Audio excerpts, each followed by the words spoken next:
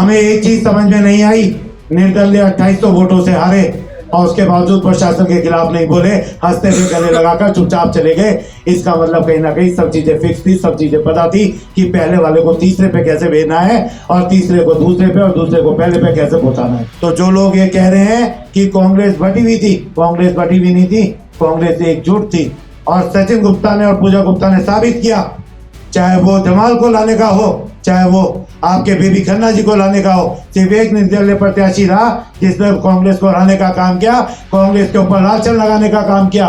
यशपाल राणा जी की हती, निर्दलीय की हती, और बगैर किसी आओ के, किसी हाय उल्ला के, ये साबित करती है साफ तौर पे कि जो होना था वो हो चुका था। क्या उनकी हंसी अब भी आपको समझ में नहीं आ रही? उनका नाम बोलना किसी भी चीज पे नहीं समझ में आ रहा कि बी टीम का काम किसने किया? अगर इतनी ही वो था, अगर शिष्टाचार था तो पहले क्या 2 इलेक्शन बगैर शिष्टाचार के हो गए? 32,000 वोट अगर निर्दलीय के रूप में कांग्रेस के मिलने थे उनको, तो कांग्रेस प्रत्याशी के रूप में वो दोनों बार जीत कर जाते। ये बात समझ में आती है, जनता भी देख रही है। इस चुनाव में 2 चीजें सामने आई। सरकार का तंत्र, अगर जिसकी सरकार है, जिसकी लाठी में आवाज है, वो यहाँ पे अपने प्रत्याशी को जिताने का कार्य करती है, जो कार्य किया गया। आप शहर में घूमे दोबारे और शहर में ये पता करें कितने हजार वोटों से लोगों को रोका गया जिनके वोट नहीं पड़ पाए। पूजा गुप्ता का छाप हर दिल में बसी है। जितना प्यार और जितना आशीर्वाद पूजा गुप्ता को दिया पूरे शहर ने, आप लोगों के माध्यम से देखा रुड़की के, वो गायब हो चुका था जब इलेक्शन के अंदर वोटिंग खुली। वो वोट कहाँ गायब हुए?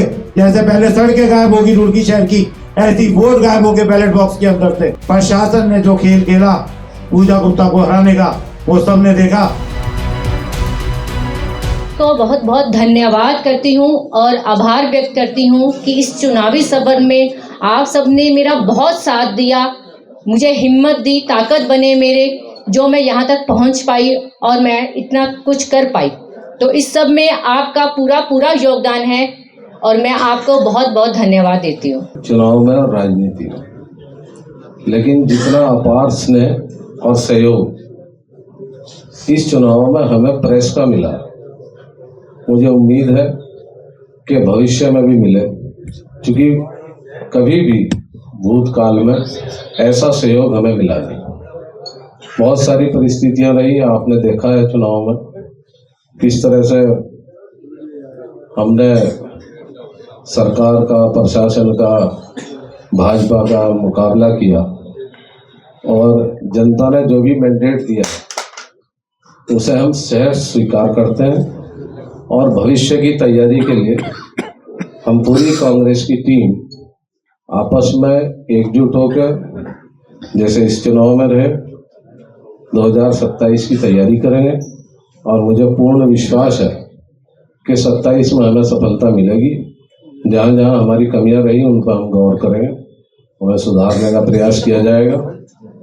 धन्यवाद। सम्मानित सदन में उपस्थित हमारे सभी प्रेस बंधुओं को, भाइयों को और अपनी छोटी बहनें हैं मेरी यहाँ पे मौजूद, उन सबको बहुत बहुत धन्यवाद करता हूँ, आभार व्यक्त करता हूँ कि पुराने चुनावी सफर में पत्रकार बंधु जैसे अभी हमारे महानगर अध्यक्ष ने बताया, आप लोगों का सहयोग, आप लोगों का साथ बहुत रहा। और इस चुनाव में, नगर निगम के चुनाव में एक चीज देखी गई, एक चीज सामने आई, उसमें आप लोग भी शायद सहमत होंगे कि इसमें एक नाम उभर के आया राजनीति के पटल पे, वो था पूजा गुप्ता। पूजा गुप्ता का नाम जो है बहुत ज्यादा उभर कर आया। हमारी सम्मानित जनता ने रुड़की नगर निगम की जो मैंडेट दिया, शायद वो मैंडेट पूजा गुप्ता के नाम पे था, पूजा गुप्ता के लिए था, लेकिन कहीं ना कहीं मुझे ऐसा लगा, हमें क्या पूरी समाज को, पूरे शहर को ऐसा लगा कि उस मैंडेट को बदलकर भारतीय जनता पार्टी को ऊपर लाने का काम किया गया। जो तरीका शासन प्रशासन ने अपनाया, जो जिस हिसाब से लाठीचार्ज हुए, दंगा हुए, कई सारे पोलिंग बूथ पे जो है मतदान रोका गया, और उसके बाद जो है जब मतदान पोलिंग का समय आया, जब गिनती का समय आया, जब गणना का समय आया, जिस दिन, उस दिन हमें तीसरे राउंड के बाद सारे प्रत्याशियों को बाहर कर दिया गया। प्रत्याशियों को अंदर रहने का मौका नहीं दिया गया प्रशासन के द्वारा, और प्रशासन ने ये कहा, जबकि हम लोग वहां पे मौजूद थे और किसी से कोई बोलचाल भी नहीं हो रही थी ज्यादा, मतलब उनका मानना यह था कि हमारे रहने से व्यवस्थाएं हो रही हैं। और मुझे ताज्जुब जब हुआ कि जब बाहर निकाला जा रहा था तो सचिन गुप्ता के अलावा उसका विरोध किसी ने नहीं किया।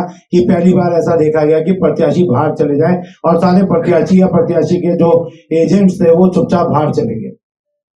ये पहला चुनाव देखा। इस चुनाव में दो चीजें सामने आई। सरकार का तंत्र, अगर जिसकी सरकार है, जिसकी लाठी में आवाज है, वो यहाँ पे अपने प्रत्याशी को जिताने का कार्य करती है, जो कार्य किया गया। अगर प्रत्याशियों को हराने का ही काम करना है प्रशासन ने, शासन ने, तो वो पहले ही बता दे, फिर वो इलेक्शन क्यों करा रहे हैं? फिर उन्हें इलेक्शन नहीं कराने चाहिए। आप माने ना माने, आप पत्रकार बंधु जानते हैं, और मैं कहूंगा आप सब पत्रकार बंधु होते इस वक्त एक विनती करना चाहूंगा आप लोगों से कि आप शहर में घूमें दोबारे और शहर में ये पता करें कितने हजार वोटों से लोगों को रोका गया जिनके वोट नहीं पड़ पाए, जिनके वोटर लिस्ट के अंदर अब के 6 दिन पहले जब वोटर लिस्ट आई उसमें नाम नहीं थे, और जबकि पुरानी वोटर लिस्ट में उनके नाम दाखिल थे। आप जांच करें इस बात की, क्योंकि आप भी एक बहुत बड़ा स्तंभ है यहाँ के। आपको पता होना चाहिए, आपके द्वारा माध्यम से लोगों को पता होना चाहिए लोगों का मैंडेट क्या था। आप इस बात पे भी एक चर्चा जरूर करें, लोगों के बीच में जाके, हर वार्ड में जाके पूछें उनका वोट किस पर गया। अब तो वोट डल चुके हैं, अब लोग झूठ नहीं बोलेंगे। आपको ये लग सकता है लोग बताएं भाजपा का, लेकिन जिन लोगों ने पूजा गुप्ता को मैंडेट दिया या पूजा गुप्ता के साथ जुड़े, वो पूजा गुप्ता का नाम आज भी ले रहे हैं और अब भी लेंगे। पूजा गुप्ता का छाप हर दिल में बसी है। जितना प्यार और जितना आशीर्वाद पूजा गुप्ता को दिया पूरे शहर ने, आप लोगों के माध्यम से देखा रुड़की के, वो गायब हो चुका था जब इलेक्शन के अंदर वोटिंग खुली। उनके वोट के रूप में उसे मिला था, लेकिन वो वोट गायब थे वहां से। वो वोट कहाँ गायब हुए? जैसे पहले सड़कें गायब होगी रुड़की शहर की, ऐसी वोट गायब हो गए बैलेट बॉक्स के अंदर से। दूसरा सवाल आपके माध्यम से कहता हूं, आप एक चीज की जांच और कीजिए, कितने बैलेट पेपर जो है बगैर मोहर लगे हुए निकले हैं, जिनमें हमारे ज्वाइंट मजिस्ट्रेट साहब ने पीछे साइन मार के उस पर टिक लगा के भी रखा कि ये वोट रिजेक्टेड है। क्या कोई आदमी बगैर मोहर लगाए अपना बैलेट पेपर अंदर डाल देगा? 1 2 4 5 तो हो सकते हैं, 100 नहीं हो सकते। इसकी जांच का विषय है, जांच होनी चाहिए, जांच होनी चाहिए। प्रशासन ने जो खेल खेला पूजा गुप्ता को हराने का, वो सबने देखा।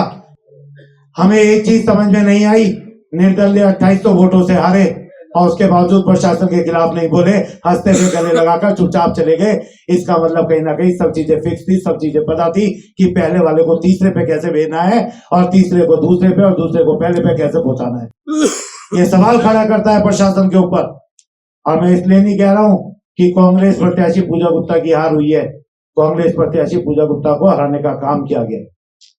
ये बात आप मानेंगे, शहर जानता है, शहर का दिल जानता है कि प्रत्याशी के रूप में पूजा गुप्ता थी और प्रत्याशी के रूप में पूजा गुप्ता को मैंडेट मिला था और उस मैंडेट के उसमें प्रथम महिला मेयर बनने का उसका हक बनता था। लेकिन वो हक इस प्रशासन ने, इस शासन ने, इस भाजपा सरकार ने उससे छीन लिया। अगर इलेक्शन ऐसे ही होने हैं, फिर इलेक्शन कराने का कोई औचित्य नहीं रह जाता। फिर तो आप अपने कैंडिडेट चुनिए और चुन के उनको बैठा दीजिए। दूसरी बात, बहुत सारे लोग प्रत्यारोप आरोप लगा रहे हैं कांग्रेस जनों पे, कांग्रेस के उस पे। कांग्रेस एकजुटता के साथ लड़ी है। कांग्रेस का हर पदाधिकारी ने 24 घंटे में से 17 घंटे 18 घंटे पूजा गुप्ता को देने का कार्य करा है। यहाँ जितने लोग बैठे हैं, कोई एक व्यक्ति ऐसा नहीं था जो सुबह को आकर देर रात तक नहीं रहता था या पूजा गुप्ता के साथ अपने आप को जोड़कर लोगों से वोट नहीं मांगता था। ये बात बिल्कुल गलत है।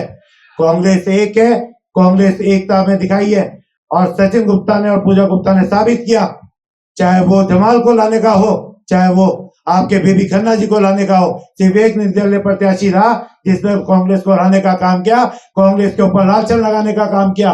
कांग्रेस के जितने हमारे बड़े नेता थे उनको जो है दुर्व्यवहार करने का काम किया। ये तो बाकी के सारे लोग जिन्होंने कांग्रेस प्रत्याशी के रूप में पूजा को समर्थन दिया, सब वापस आए जो कांग्रेस के लोग थे, सब एक मंच पर दिखाई दिए। ये काम करने का जो है कांग्रेस के लोगों का, कांग्रेस प्रत्याशी के लोगों का काम था, जो बखूबी निभाया गया।